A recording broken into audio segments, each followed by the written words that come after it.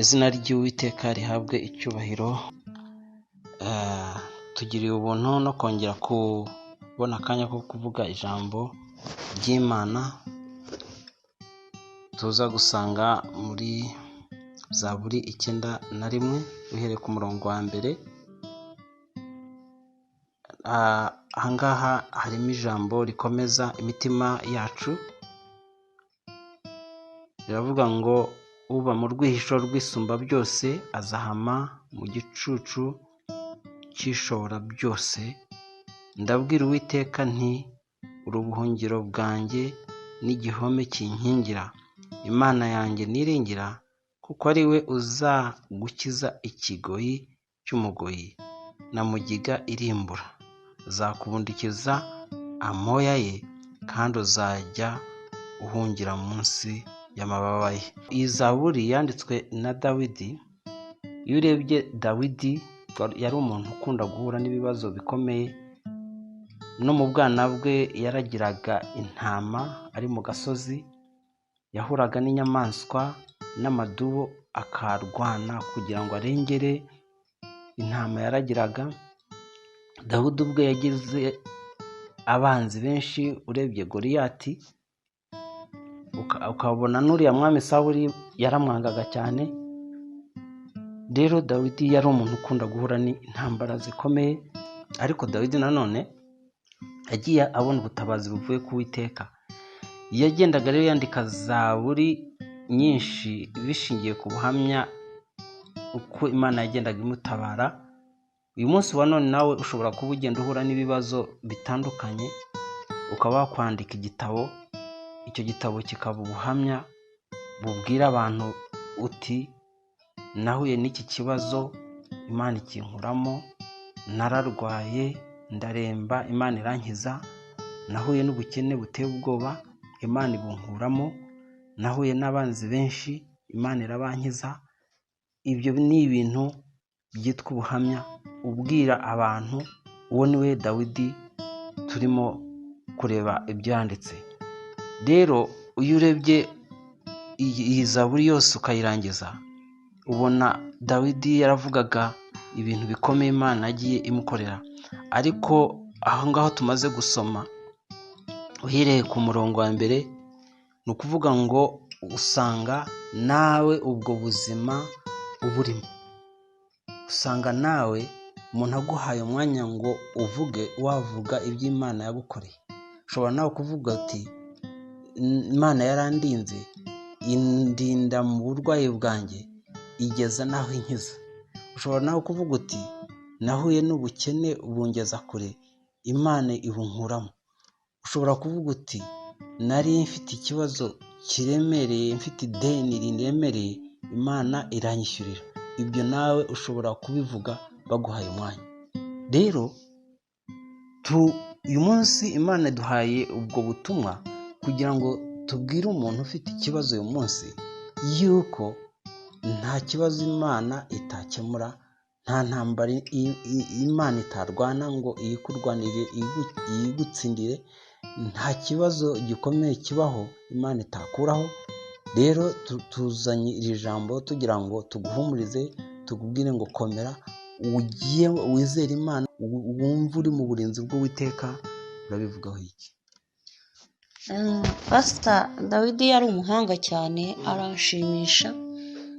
Dawidi si ukuvuga ko atagiraga intege nke nk'abandi, ndetse biragaragara yari umunyantege nke. Tubona ko yagiye anacumura agwa mu byaha, ariko Dawidi yagiraga umutima ugaruka kandi akagira umutima uzirikana. Niyo mpamvu Imana yigeze no kumuhamiriza ikavuga ngo mbonye umuntu ufite umutima nishimira. Yagiraga umutima ushyira mu gaciro, agashimira Imana. Yahuye n'intambara nyinshi nibyo, ariko agenda abona ukuboko kw'Imana, kuko mu ntege nke ze zose yiringiraga Imana kandi akikomeza kuri yo. Nkumva iyi Zaburi yatangiye atubwira ngo uba mu rwihisho rw'isumba byose azahama mu gicucu cy'ishobora byose. Ngo ndabwira Uwiteka nti uri ubuhungiro bwanjye, igihome kinkingira, Imana yanjye niringira. Ibyiringiro bye byose byari mu Uwiteka Imana. Nawe uyu munsi ushobora kuba uhura n'intambara zitari zimwe, ariko niba ibyiringiro byawe biri mu Mana, urahirwa, uzahama mu gicucu cy'ishobora byose. Dawidi mu ntege nke yagiraga z'umuntu, ariko yiringiraga Imana kandi agakomeza kwikomeza ku Uwiteka Imana, ndetse n'aho agize intege nke akemera gutsindwa, agaca bugufi agasaba imbabazi. Imana rero niho ivugira ko ikunda umutima umenetse. Dawidi yagiraga umutima umenetse. Nawe uyu munsi ndakwifuriza kugira umutima umenetse. Ndagusaba kugira ngo wowe uhura n'ibikugoye, wowe urimo guhura n'intambara zitandukanye, gira umutima wiringira Imana. Imana nukuri nuyikundisha umutima wawe wose ukayiringira, uzabona kugira neza kwayo, uzabona ukuboko kw'Imana. Iyo ukunda Imana, Imana irakwiyereka, Imana ibana nawe, Imana igukiza ibikurwanya byose. Iyo nsimbutse muri iyi Zaburi nkajya ku murongo wa 14, haravuga ngo kuko yankunze akaramata nicyo nzamukiriza, nzamushyira hejuru kuko yamenye izina ryanjye. Iyo wakunze Imana akaramata, ukayigira iya mbere mu buzima bwawe, ikakubera ibyiringiro, ukumva ko ariyo mushoboza wawe, ukumva ko ariyo mutabazi wawe, ni ukuri Imana nayo igushyira hejuru, kandi koko iyo ukomeje kuyikomezaho igenda ikwereka kugira neza kwayo. Imana iguha umugisha Evangelist. Hano rero iyo turebye muri Yakobo igice cya 5 umurongo wa 13,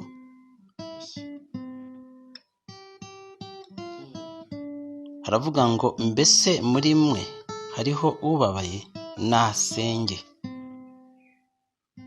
Uyu munsi wa none hari abantu bababajwe n'ibintu bitandukanye nk'ibyo twavuze, bababajwe n'indwara, bababajwe n'ibibazo, bababajwe n'ubukene, yewe bahangayikishijwe n'abanzi babo n'ibigeragezo bitandukanye. Ahubwo aho kugira ngo bafate umurongo Imana ibayoboyemo wo gusenga, ahubwo bakajya gushaka ibindi bintu bituma bibagirwa ibyo bibazo. Bamwe bakajya mu businzi, abandi bakajya kuraguza, gutekera. Ariko hano umukozi w'Imana Yakobo we yaravuze ngo urababaye senga. Undi akavuga ngo ariko hariho n'unezerewe. Niba unezerewe, niba hari icyo Imana yagukoreye, niba Imana yakemuye ikibazo cyawe, yiririmbire, yishimire. Ni nko kuvuga ngo yiririmba, ushime, jya mu nzu y'Imana, ushimire Imana. Niba hari umuntu urwaye indwara yakunaniye, umurongo wa 14, muri mwe hariho urwaye, natumira abakuru b'itorero bamusabire, bamusize amavuta mu izina ry'Umwami. Ni nko kuvuga ngo y'Umwami Yesu. Ni kuvuga ngo niba unarwaye, bwira abakozi b'Imana baze bagusengere mu izina rya Yesu, uzakira. Nubwo waba ufite abadayimoni, bazasenga mu izina rya Yesu, abadayimoni bakuvemo kandi ube umudendezo. Ku ijambo ry'Imana muri Yohana, mu rwandiko rwa mbere rwa Yohana 3:8, haravuga ngo icyo nicyo cyazanye Umwami Yesu, no kugira ngo amareho imirimo yose ya Satani. Imirimo ya Satani niyo ngiyo kubabaza abantu, yo kubateza indwara, agamije kugira ngo abatandukanye n'Imana. Uyu munsi rero wa none, nshuti muvandimwe, ndagira ngo wizere Imana kandi ushikame, umenye ngo ibisubizo byawe byose birava ku Uwiteka. Uyigumeho, ntuyiveho, ntukurwe ku Mana n'ibigeragezo, ntukurwe ku Mana n'ibintu bitandukanye bikunanije, ahubwo uvuga uti ndaguma ku rutare. Hari umurongo wundi tubona mu Baroma igice 8, naho barabivuga cyane.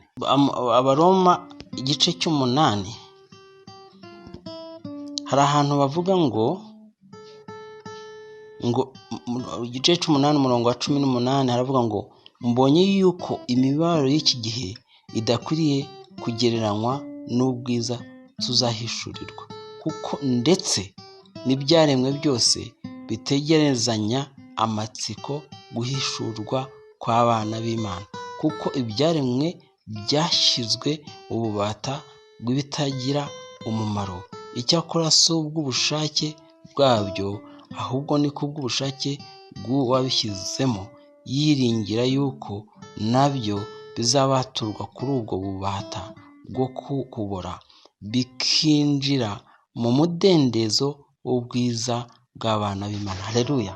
Ni ukuvuga ngo iki kigeragezo waba urimo cyose, ujye umenya ngo ni ububata Satani yagushyizemo, ariko umenye yuko umunsi umwe uzabohorwa n'Imana n'ububasha bw'Uwiteka.